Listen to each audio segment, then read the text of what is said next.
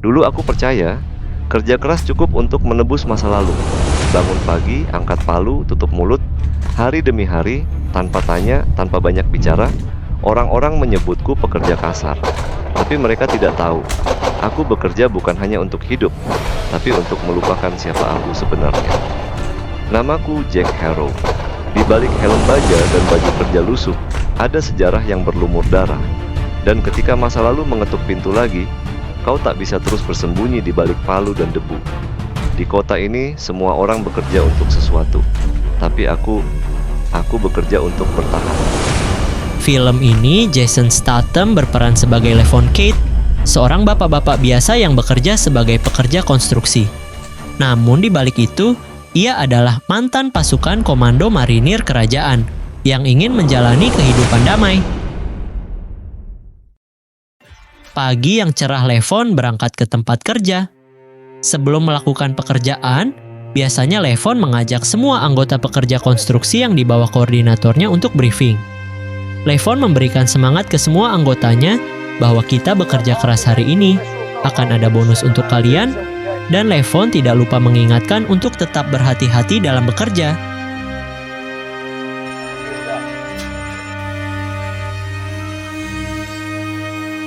Di siang hari, di mana para pekerja sedang fokus bekerja, tiba-tiba datang sekelompok preman datang dan memukuli salah seorang pekerja. Levon pun melihatnya dan segera menuju ke tempat itu.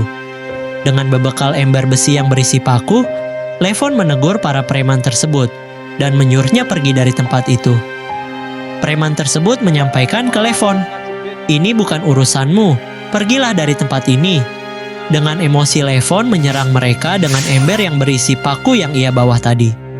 Maka, terjadilah perkelahian antara Levon dan para komplotan preman.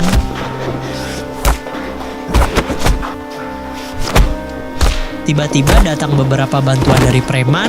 Levon tidak tegar dan terus menghajar semua preman yang datang. Di sela perkelahian itu, Levon sempat mengambil sebuah senjata milik salah satu dari preman itu dan menodongkannya. Levon menyuruh mereka untuk segera meninggalkan tempat itu. Mereka pun dengan kesal meninggalkan tempat itu. Jenny Garcia yang dibintangi Ariana Rivas bersama teman-temannya dengan penuh kebebasan berangkat ke salah satu diskotik malam. Mereka pun dengan asiknya menikmati suasana malam di dalam diskotik. Mereka memesan beberapa minuman. Tanpa mereka sadari, mereka sedang diawasi oleh sekumpulan mafia human trafficking. Jenny Garcia menjadi salah satu target dari mereka. Mereka pun menyusun rencana. Jenny yang sedang mabuk, sekeluar dari kamar kecil, langsung disekap oleh Viper yang dibintangi Emmett J. Scanlan dan dibawa dengan sebuah mobil.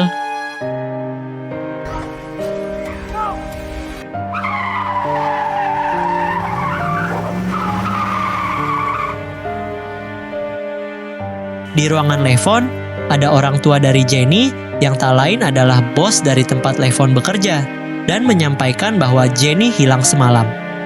"Kami sudah menghubungi polisi, namun belum ditanggapi. Apakah kau bisa membantu kami?" ujar ibu Jenny. "Aku bisa menjaga lokasi proyek tetap berjalan lancar," ujar Levon. "Tolong temukan Jenny." "Ayahku dahulu seorang baret hijau, aku sangat mengenali orang-orang seperti kalian," ujar ayah Jenny. "Kalian sangat mahir dalam memburu penjahat," ujar Jojo Garcia memberikan $50.000 sebagai imbalan untuk menemukan Jenny. "Maaf, itu bukan aku lagi. Aku sudah tidak mengerjakan hal seperti itu," ujar Levon. Levon mendatangi kediaman rekan seperjuangannya, Gunny Leverty yang dibintangi oleh David Harbour yang sudah buta. Levon berkoordinasi bahwa dia akan terjun kembali ke dunia mereka. "Kau harus fokus. Kau sebaiknya benar-benar terjun, jangan setengah-setengah," ujar David. Levon meminta izin ke David untuk melakukan misi mencari Jenny, anak dari bos tempat Levon bekerja.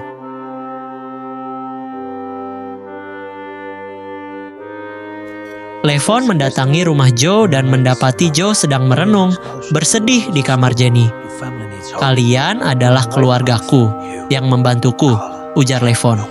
Aku akan membawa Lenny kembali ke rumah. Perburuan pun dimulai.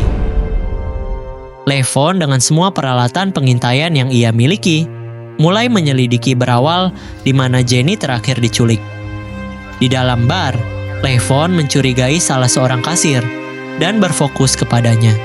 Setelah bar tutup, Levon membuntutinya dan memasang alat pelacak di mobil Johnny itu.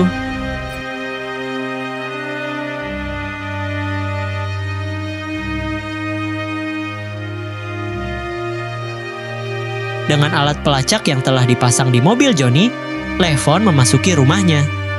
Johnny yang sedang asing menggunakan narkoba kaget dengan kedatangan Levon dan langsung mengambil pistol. Namun dengan cekatan, Levon melarangnya dengan menggunakan senjata air shotgun. "Di mana gadis itu?" ujar Levon. "Gadis yang temanmu culik di belakang bar." Levon memaksa Johnny untuk mengakui di mana keberadaan Jenny. Sementara Levon memaksa Johnny mengakui, tiba-tiba datang dua orang yang langsung memasuki rumah Johnny. Johnny pun berterik dan memicu kedua orang melepaskan tembakan. Saling tembak pun terjadi. Johnny tewas tertembak oleh rekannya. Levon dengan sigap menembaki kedua orang itu dan berhasil membunuhnya. Melihat dari ciri-ciri kedua orang itu, Levon menyimpulkan bahwa penculik Jenny adalah gembong mafia Rusia. Levon tetap menunggu di depan rumah Johnny. Datang sebuah mobil sedan dan memasuki rumah Johnny. Dengan perlengkapan kamera, pengintai Levon melihat aktivitas di dalam rumah. Tak lama kemudian datang kendaraan servis panggil untuk kebersihan rumah dan memberikan semua jenazah serta bercak darah yang berserakan di lantai. Setelah semuanya bersih, bos dari Johnny meninggalkan rumah itu. Levon pun mengikutinya dan memasuki kediaman pemilik bar tempat Johnny bekerja. Levon mencoba memaksanya untuk mengatakan di mana keberadaan Jenny. Karena pemilik bar itu bersikeras, tidak mau mengatakan di mana keberadaan Jenny, Levon pun membunuhnya dengan menenggelamkannya, dengan mengikatnya di sebuah kursi di kolam renang miliknya. Di kediaman bos Johnny, datang ketua dari mafia Rusia yang terkenal kejam. Dia melihat CCTV melihat bagaimana Levon membunuh anak buahnya. "Temukan orang itu," ujarnya ke pengawalnya. Di tempat Lenny disekap, Lenny didatangi oleh salah seorang yang menyekapnya dengan membawakan makanan untuk Lenny. "Kau salah orang dengan menyekapku di sini," ujar Jenny.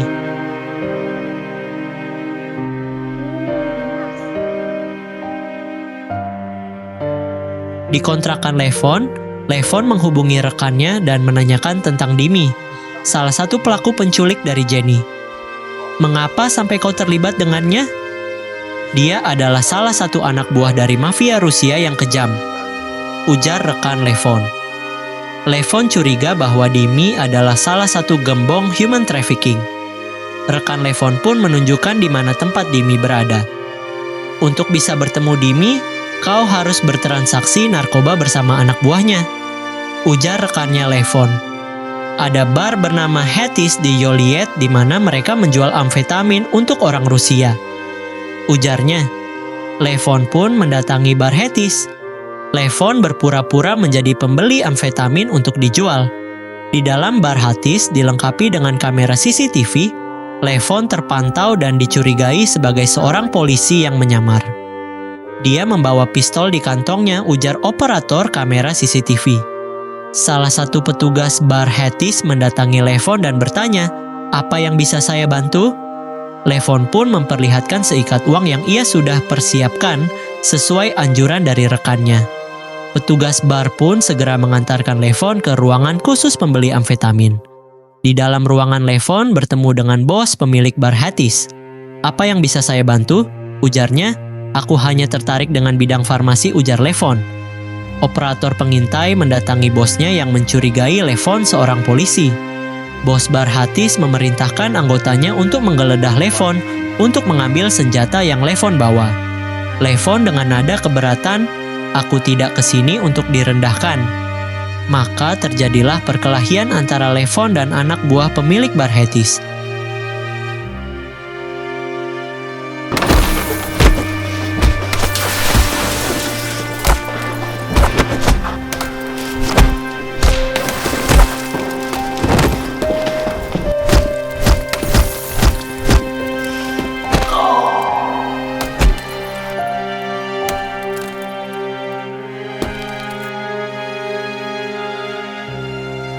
Pemilik bar Hatis mempersilahkan Levon untuk menyampaikan apa tujuannya ke tempatnya. "Aku mencari kaca biru, barang yang bagus," ujar Levon. "Kau akan menjualnya ke siapa?" "Kepada pelangganku, dan itu bukan urusanmu," ujar Levon. $7.000 untuk setengah pon. Levon menawar $5.000. Ada kedai di samping jalan raya sebelah utara, datanglah ke sana pukul 7 pagi. Levon mendatangi bar sesuai petunjuk. Levon bertemu dengan anggota dari pemilik bar Hatis dan mengambil barang sesuai perjanjian. Pelaku human trafficking membawa Jenny ke salah satu pelanggan. Mereka membawa uang yang sudah disiapkan oleh pelanggannya dan meninggalkan Jenny bersama pelanggannya. Dengan meringis kesakitan, "Dia menggigitku," ujar pelanggan Dimi dengan wajah robek bekas gigitan Jenny yang melawan. Dengan penuh amarah, "Bawa dia keluar," ujar pelanggan itu.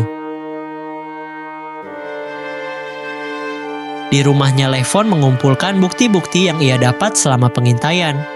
Tiba-tiba pemilik bar Hatis menghubungi Levon dan menyampaikan, "Apakah kamu ingin yang lebih banyak?" Dia mengundang Levon ke salah satu acara para bos mafia Rusia. Dengan penuh pengawasan yang ketat, Levon masuk dan diperiksa oleh para penjaga. Sesuai petunjuk rekan Levon bertemu dengan Dimi, salah satu pelaku yang mengatur rencana penculikan Jenny. Levon sudah memiliki petunjuk awal. Alan, give me a good faith to do business. My name is Demi. Yours? Bill.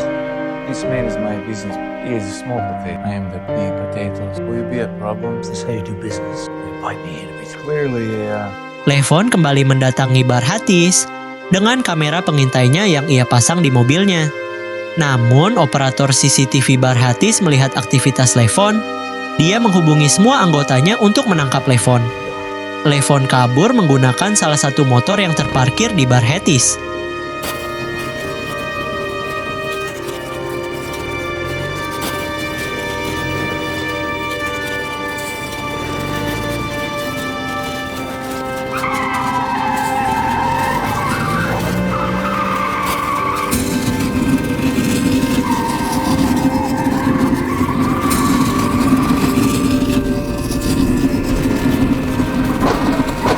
Pelariannya, Levon menabrak salah satu mobil polisi.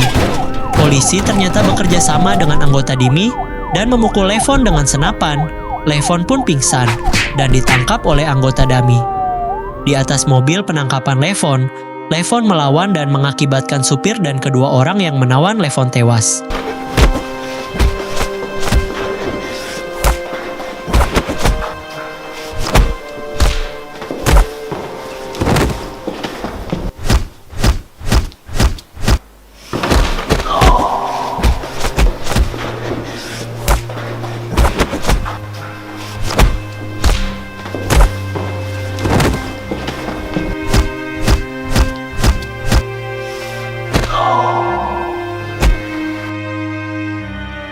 Levon menenggelamkan mobil di sungai bersama para pelaku yang sudah tewas.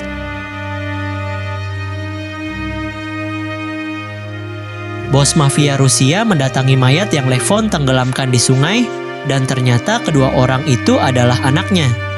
Bos mafia Rusia, Andrei Kaminsky, sangat marah. "Kumpulkan para penasehat perang," ujarnya.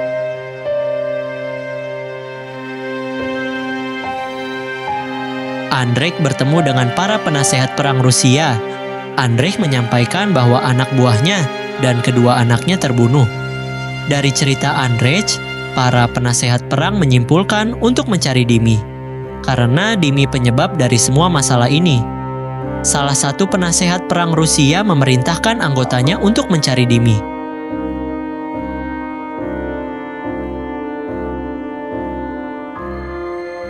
Di bar milik Dimi, pembunuh bayaran penasehat perang Rusia bersama Andrei datang menemui Dimi. Andrei menyampaikan ke Dimi bahwa ayahnya tewas, terikat di kursi dan ditenggelamkan di kolamnya. "Pembunuhnya sama dengan yang membunuh kedua anakku," ujarnya. Salah satu anggota Andrei memperlihatkan foto Levon. "Dia memburumu," ujar Andrei ke Dimi. cyber mafia perang Rusia mencari siapa Levon. Mereka mengetahui siapa Levon dan keluarganya. Mereka pun mendatangi rumah Levon tempat tinggal anaknya bersama mertua Levon. Levon mendapat telepon dari operator sekolah bahwa belum ada yang datang untuk menjemput anaknya Islagi, Mary Kate. Dengan khawatir, Levon segera ke sekolah Mary untuk menjemputnya. Levon pun mengantar Mary ke tempat kakeknya. Mereka pun tiba namun rumah itu terbakar. Levon segera memasuk rumah itu. Levon berhasil menyelamatkan kakek Mary. Siapa mereka? Mereka adalah mafia Rusia, ujar Levon. Kau seharusnya ke rumah sakit, kau aman di sana, ujar Levon ke mertuanya. Levon mengajak Mary anaknya ke rumah Gunny Leverty untuk menetap selama beberapa hari. Apakah kau sudah mendapatkan para penculik Jenny? Ya, semua mengarah ke Dimi, ujar Levon. Gunny Leverty mengajak Levon ke gudang senjatanya. Gunny Leverty memberikan beberapa pucuk senjata otomatis miliknya ke Levon.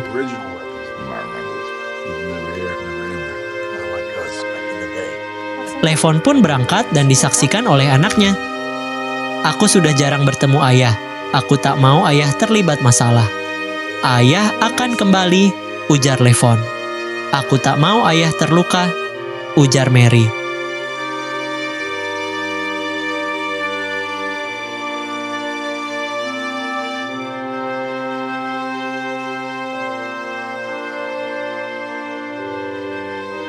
Levon mendatangi bar milik Dimi. Levon membunuh para penjaga satu demi satu dengan keahlian perang untuk membunuh lawan dengan senyap yang ia miliki.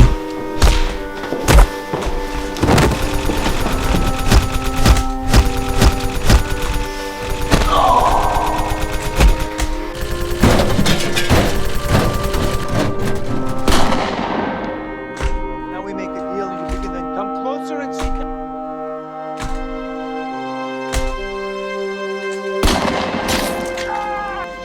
Disappear. My nice life. Levon menanyakan di mana keberadaan Jenny ke Dimi. Why kill everyone? Told her I had her back. If I give you this woman, you let me live? Because if I just give you the address, then you shoot me. Huh? What if you give me a fake address? It's 1057. Then I give you the address. Dimi mengantar Levon ke tempat penyekapan Jenny. Levon membunuh Dimi setelah Dimi menunjukkan keberadaan Jenny di sekap.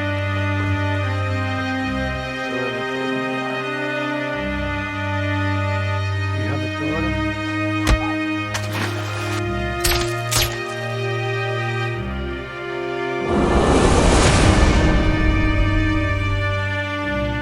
Levon menembak jatuh para sniper penjaga di depan bar. Di tempat lain, pemilik bar Hattis memerintahkan semua anak buahnya untuk berangkat ke bar tempat Jenny disekap. Karena Levon pasti sudah berada di sana saat ini.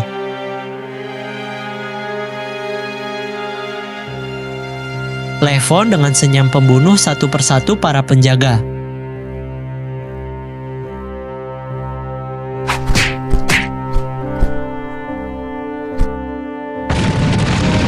Saling tembak pun terjadi di saat Levon sudah memasuki rumah penyekapan.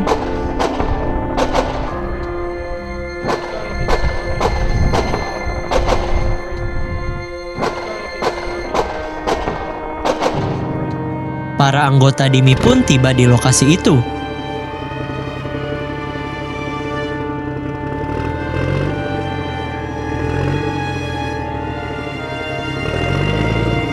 Dengan keahlian perang, Levon dengan lincah membunuh satu persatu dari banyaknya komplotan mafia yang ada di rumah itu.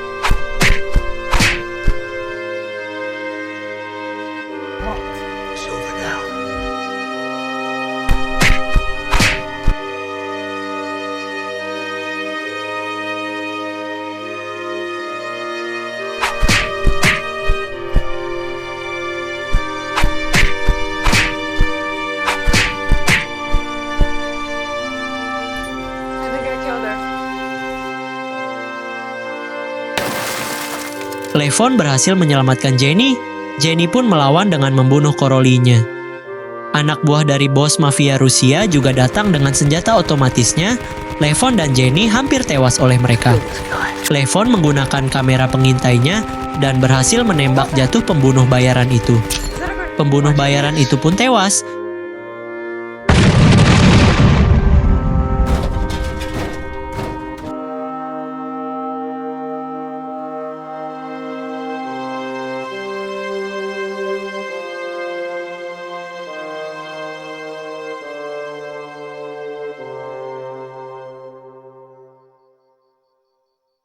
Jenny dan Levon keluar ruangan segera kabur dengan menggunakan sepeda motor.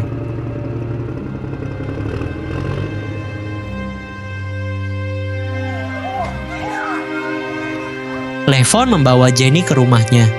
Ayah dan ibu Jenny yang tak lain adalah bos dari Levon bersama keluarga Jenny sangat senang dengan keberhasilan Levon membawa Jenny pulang. Mary sangat senang dengan kembalinya ayahnya dengan selamat. Hidup seorang pekerja tak selalu tercatat dalam sejarah besar. Tak ada sorotan lampu, tak ada tepuk tangan meriah.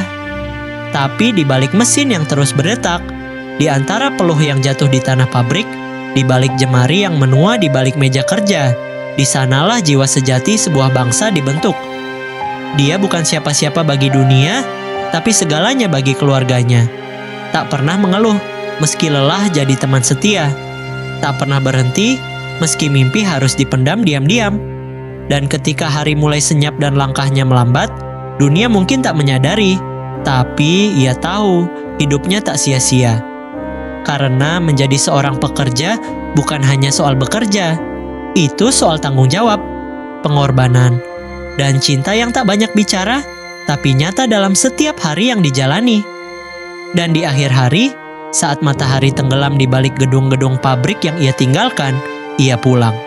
Bukan sebagai orang besar, tapi sebagai seseorang yang telah memberi dunia alas untuk berdiri. Terima kasih telah menyaksikan cerita sederhana tentang seorang yang mungkin tak dikenal dunia, tapi menjadi pahlawan di rumahnya sendiri. Karena di balik setiap kemajuan, ada tangan-tangan yang bekerja dalam diam. Sampai jumpa di cerita berikutnya, hanya di Next Frame Melo TV, di mana kisah kecil punya arti besar.